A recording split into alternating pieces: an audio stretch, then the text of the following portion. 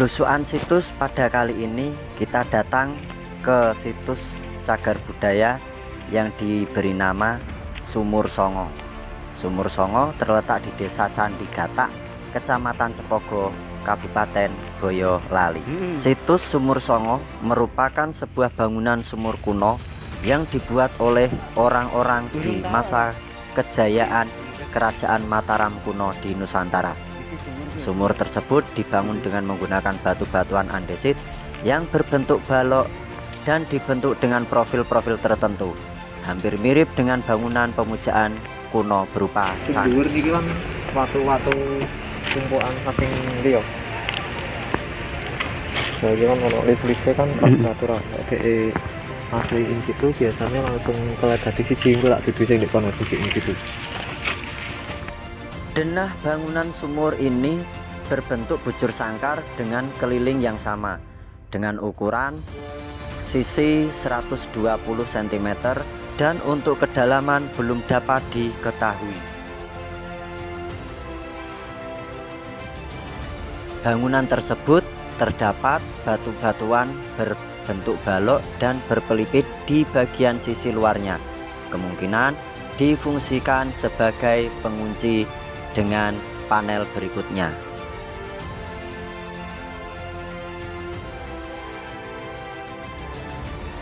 Di area ini terdapat dua bangunan sumur dengan jarak yang sangat berdekatan, kisaran 12 meter. Batu lumpang dan batu lesung berada di depan sumur yang kedua. Terdapat pula satu bangunan makam yang bercungkup dengan nisan yang bertuliskan Kiai Mojo. Kurang begitu banyak informasi yang kami terima untuk menguak sisi mitos dan legenda rakyatnya.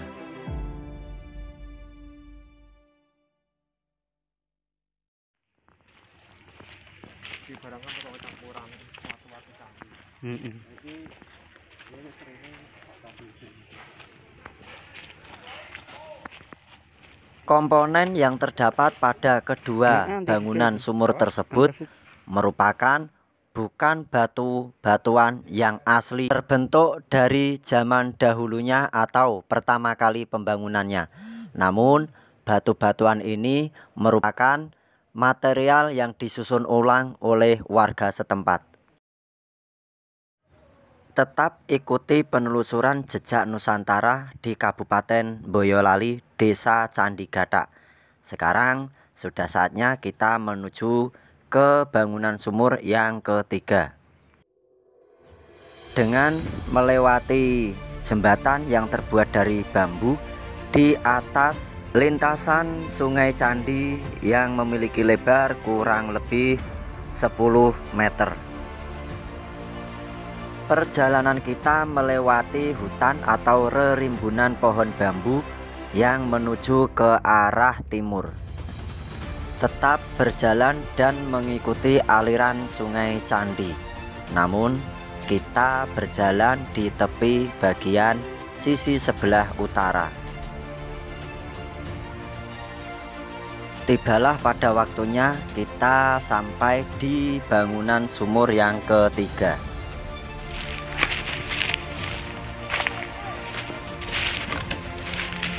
Melihat kondisi bangunan sumur yang ketiga ini mempunyai kesamaan dengan bangunan sumur yang kedua dan yang pertama. Dalam arti kesamaan bahwa panel-panel yang terdapat pada bangunan sumur ketiga ini tidak murni atau tidak asli atau tidak in situ. Namun denah bangunan ini sudah ditata ulang oleh warga setempat. Konstruksi bangunan pada sumur ketiga ini dicampur dengan material-material batuan alam.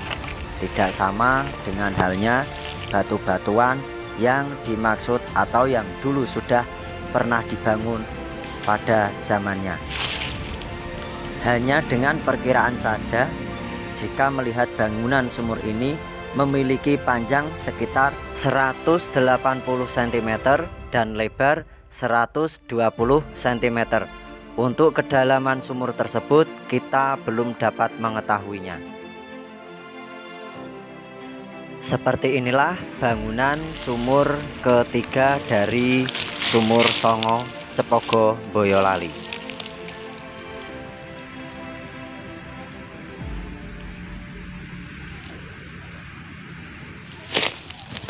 Perjalanan kita lanjutkan kembali untuk meniti jejak peradaban Nusantara di Kecamatan Cepogo, Kabupaten Boyolali. Saatnya kita melangkahkan kaki untuk mengunjungi warisan cagar budaya yang berada di tepian Sungai Candi, yaitu bangunan sumur keempat dari jumlah sumur ke-9.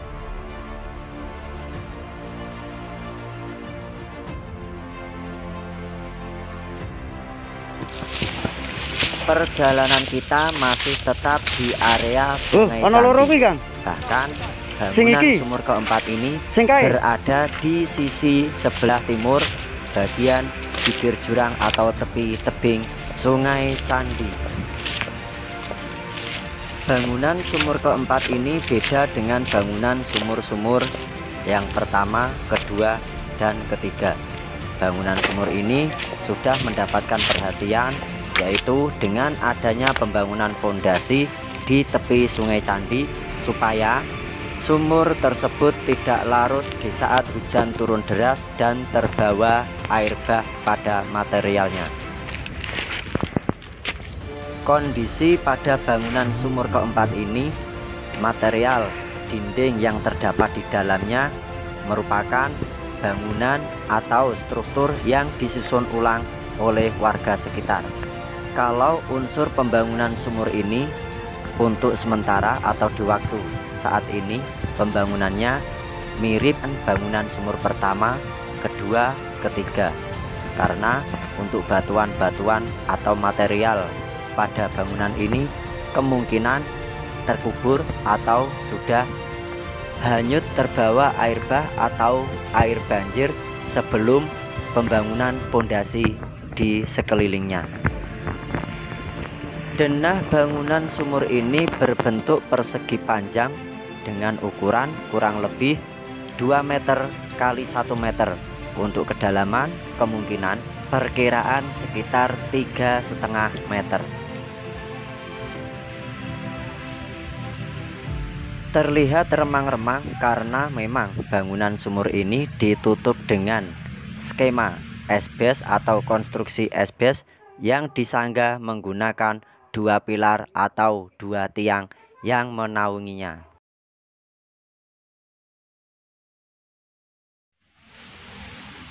Beranjak kaki kita melangkah menuju ke bangunan sumur yang kelima atau sumur yang berikutnya, masih melintasi di tepian Sungai Candi.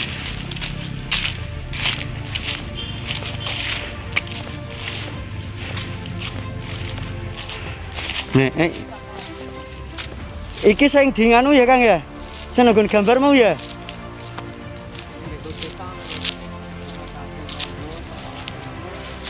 Iki ketok terus ndek ngisor. Iki kedelep telung lapis. Iki berarti aslinya jek jero meneh Kang. Sik telung lapis lantainya sik. Mboten di nganu. Wingi namung ngali sampel itu. 30 kali 1 meter itu ini kan PKP itu. Iki berarti sing 5 nih Kang. Tapi inventaris dhewe 5. Asline nomor piro gak? Kalau sing di itu kan watune kan Kang. Heeh Kang. Iso lurus tekan ngisor.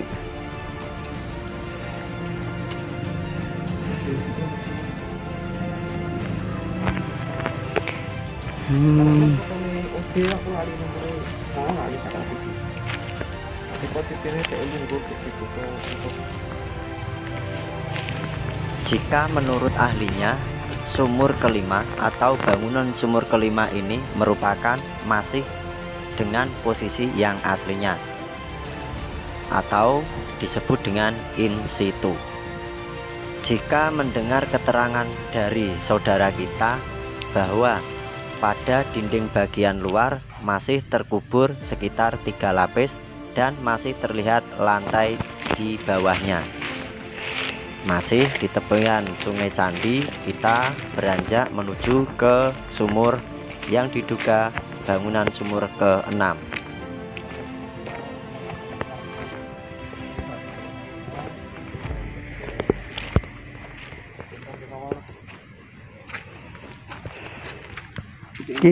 Ki langsung ya Kang ya. Cilik.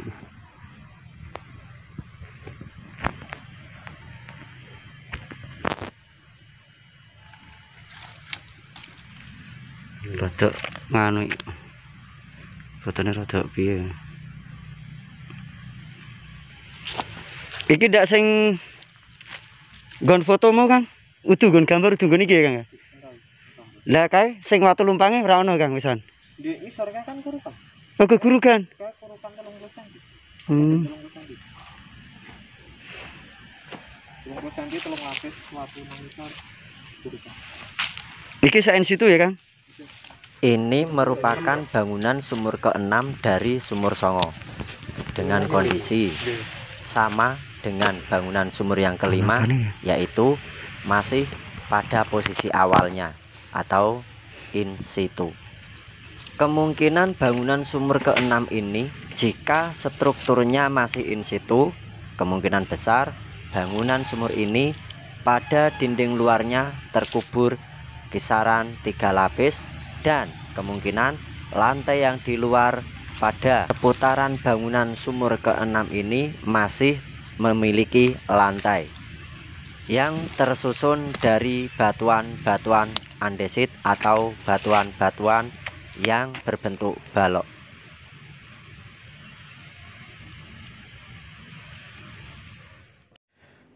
Perjalanan berikutnya kita tetap di seputaran tepian Sungai Candi.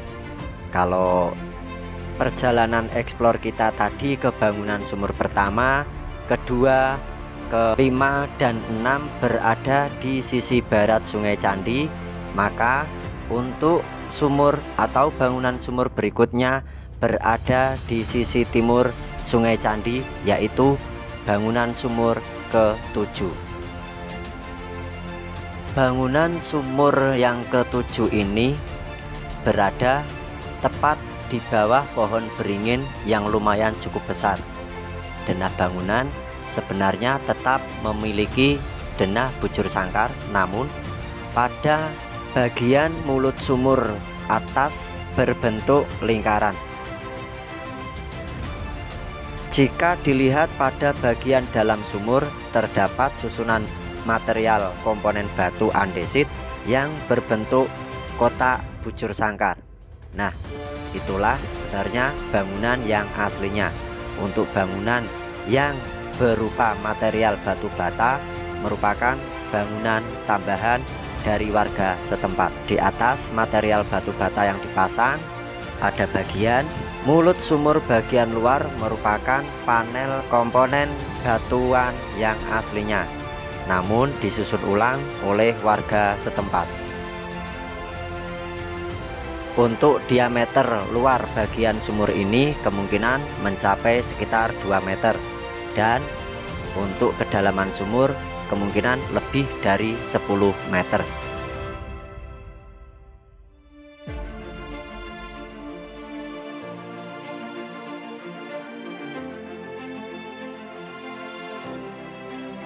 Perjalanan kita lanjutkan menuju ke bangunan sumur 8 dari sumur Songo.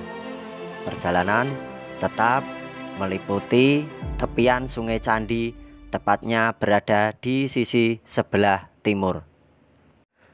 Bangunan sumur ke-8 ini berada di bawah rerimbunan pohon beringin.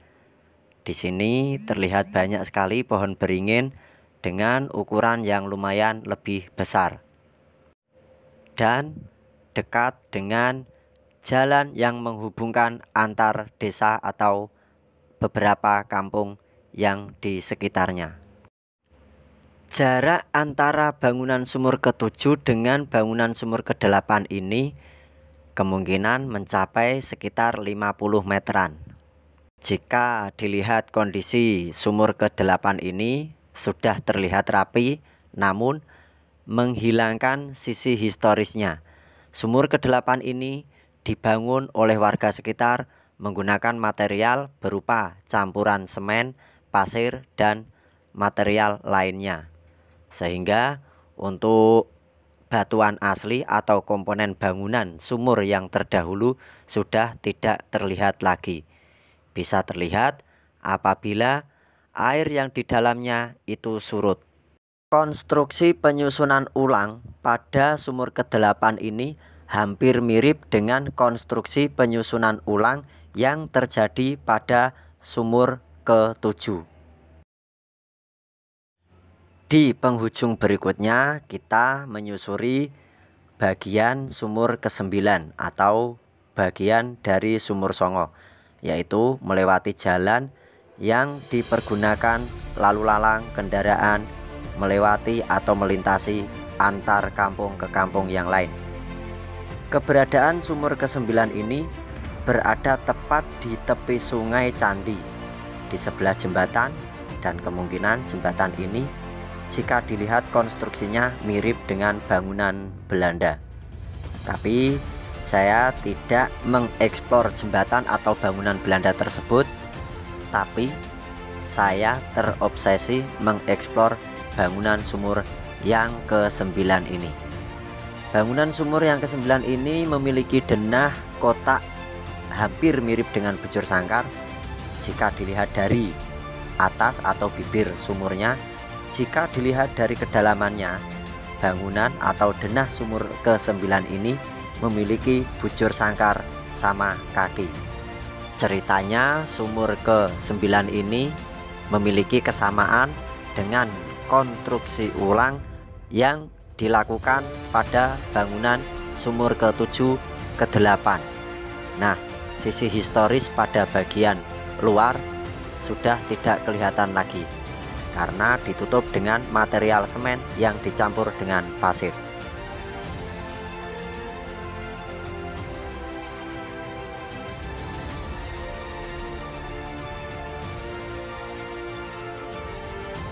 Pada kesempatan belusukan siang hari ini, saya mendapatkan bonus perjalanan untuk mengetahui lanjutnya perkembangan atau temuan baru, yaitu sebuah reruntuhan bangunan candi yang disebutkan atau pernah dicatat oleh Belanda dengan sebutan Candi Krikil.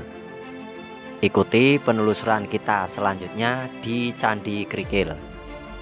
Tetap melakukan perjalanan yang bermanfaat. Salam Nusantara, salam Watu Atos.